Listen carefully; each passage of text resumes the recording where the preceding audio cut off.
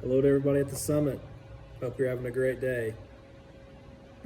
My name is Bradley Sarton, Cushing, Oklahoma crew lead. Wanted to give a short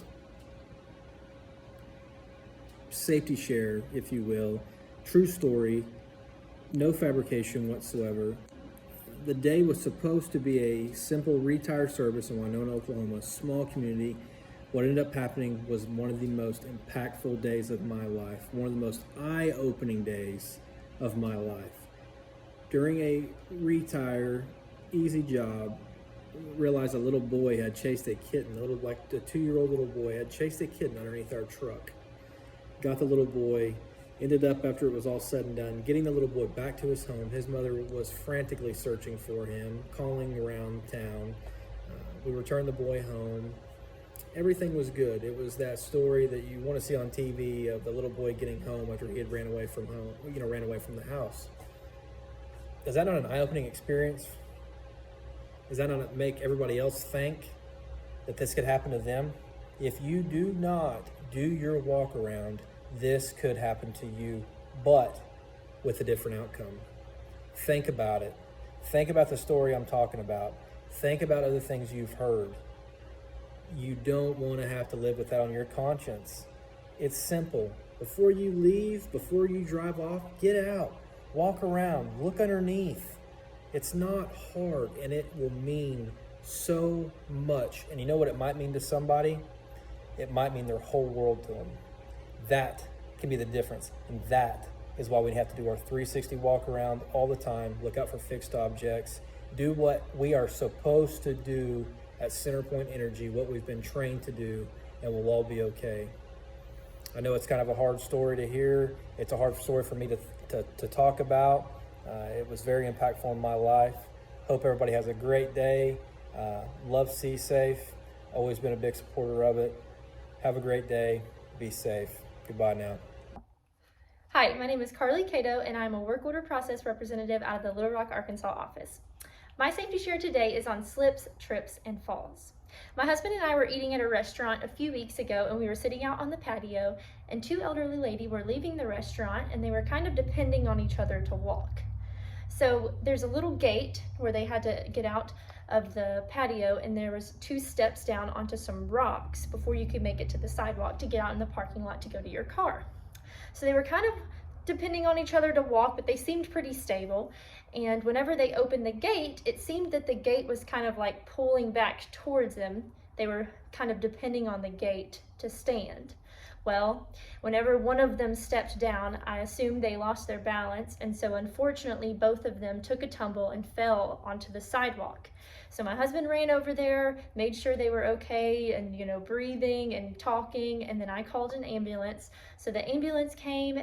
Thankfully, everything was okay, but it just is a reminder that we may never know the situation, and if we see something that might not be, steady, or if we might think, oh, I don't think that I can make it, we should probably take a different route.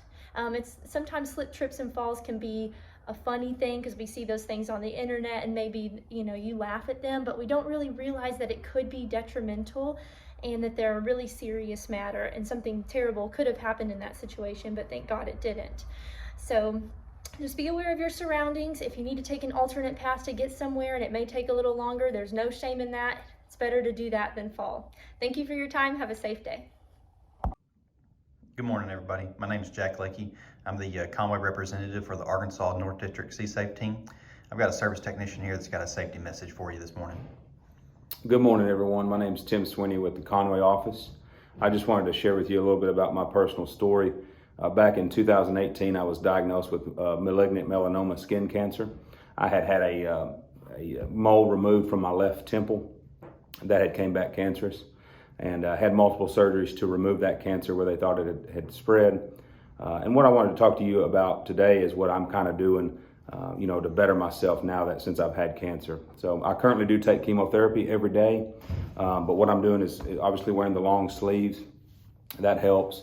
Applying sunscreen as frequent and as often as possible. But one thing I want to mention is obviously get with your doctors. If your doctors think that maybe there's a spot that needs removed, they can remove that and send that off. If you've got a spot that may have changed colors over time or grown or made a different shape, then definitely have that looked at. Had I waited, I may not still be here today, and had I removed it sooner, it may have not came back cancerous. So that's some tips I'm going with. Obviously, we talk a lot about safety at Centerpoint. It's why we're here today for the Safety Summit, obviously. But we don't talk a lot about skin safety. So those are a couple tips that I'm doing, and obviously would recommend if you have a spot, go have your doctor look at it, or let them refer you to a dermatologist and see if that thing needs to come off, because mine came back cancerous, and like I said, have had surgeries, radiation, and still on chemotherapy to this day because of it. So obviously we work at Centerpoint. We work safe. The reason I work safe is so that I can get back home to my family. And that's everyone's goal at the end of the day, is just to work safe and to get home to our families. So that's my story.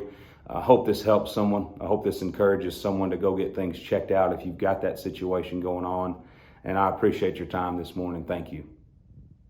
Hi, I'm Mike O'Neill, and this is my safety share. During a pre-job inspection, we identified some core drill holes in the street from a third-party excavator. There were no barricades around the holes, so we decided to barricade the holes off to keep ourselves and others safe while working on the job site. We also made the third-party contractor aware of the hazards, and that's my safety share.